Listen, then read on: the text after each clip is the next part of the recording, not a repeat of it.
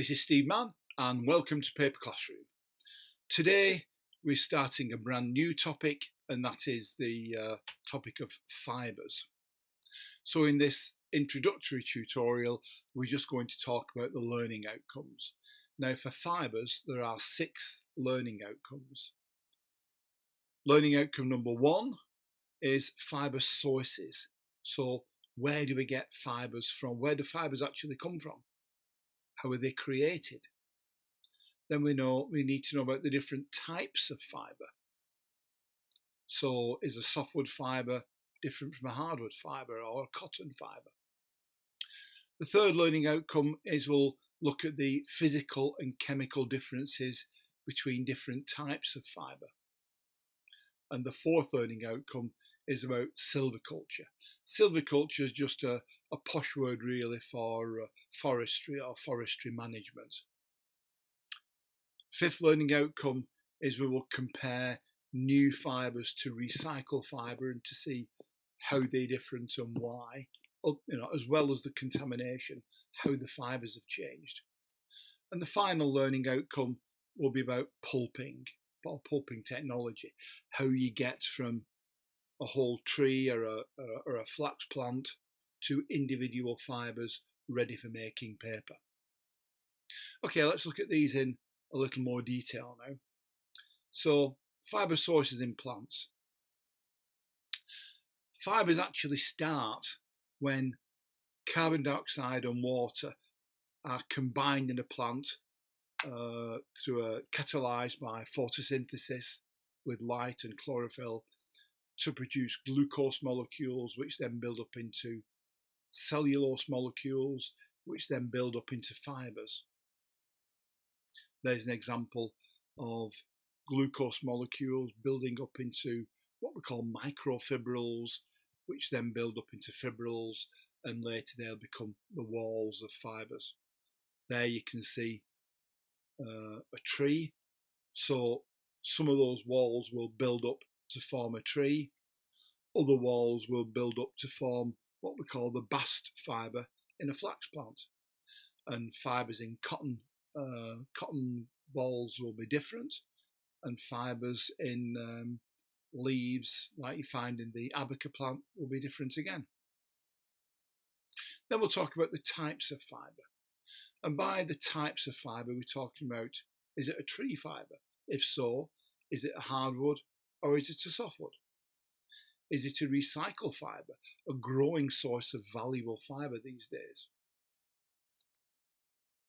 There's fibre from Manila. This is the abaca. Or maybe it's a cotton ball. The larger fibres go to the textile industry for spinning into thread and clothing. The short fibres that are too small for that are called cotton linters, and that's what the paper makers use. Then we'll look at the physical and chemical differences between fibres. Here, this is, as I said, this is a birch fibre. These long, thin things are the fibres themselves. These here are what we call vessel cells or vessel elements. And it's actually looking at those that helps people to identify exactly what fibre they're dealing with. Interestingly, you never ever find vessel cells with softwood fibres. So if your furnish does not contain any of these whatsoever, it's purely a softwood furnish. If there are vessel cells there, it could be hardwood or it could be a non-wood fibre. We'll learn about tree rings and what we call early wood and late wood.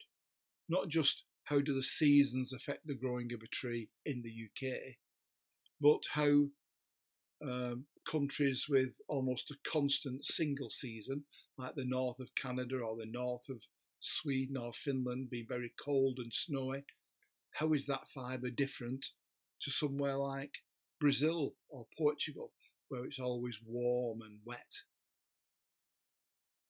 And then we'll look at the actual physical structure of a fibre. Look what it's composed of. What are these walls? How are the walls constructed? And we'll look in detail at fibres themselves. This photograph here, this shows you a softwood fibre.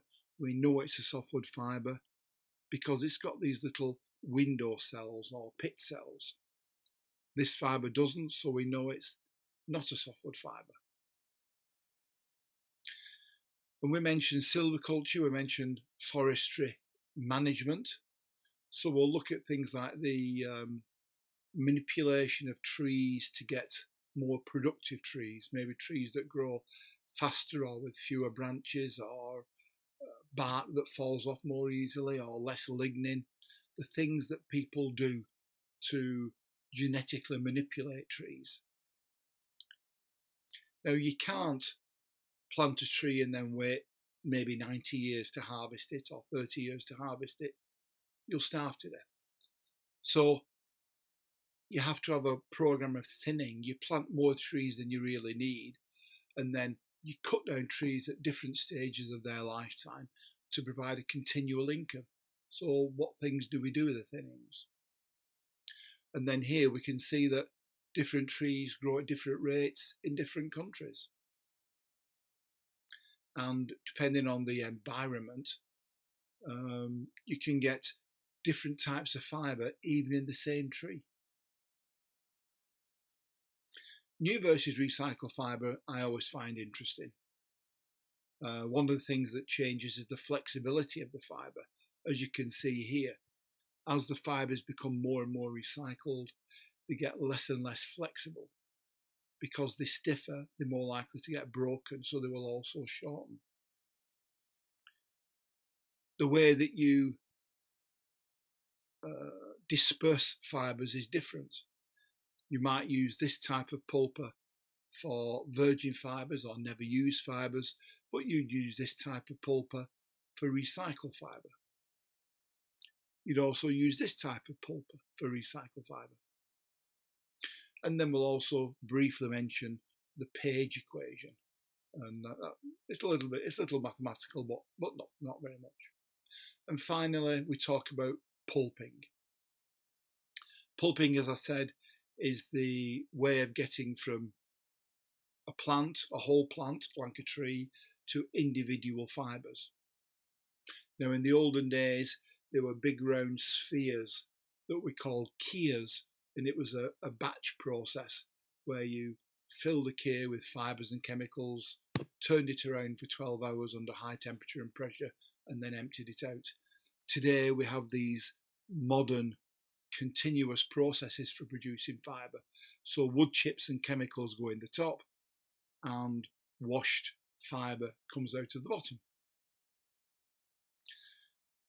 Mechanical fibres still play a part in paper making, so we'll look at the different mechanical processes for separating fibres out of trees.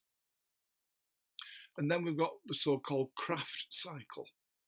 The craft process has become the dominant pulping process, partly because it's one of the most economical ones. All the pulping chemicals can actually be recycled or recovered and recycled and reused. And finally, we'll mention a little bit about enzymes. Enzymes are increasingly being used in the paper industry. Enzymes as a low energy pulping process, as a low energy version of refining, even for bleaching. Well, thank you very much for watching this introductory video. I hope you enjoyed it. I hope you now know what's expected in this particular unit. Enjoy our other videos, and I look forward to seeing you in the future. Give us any feedback. Bye for now.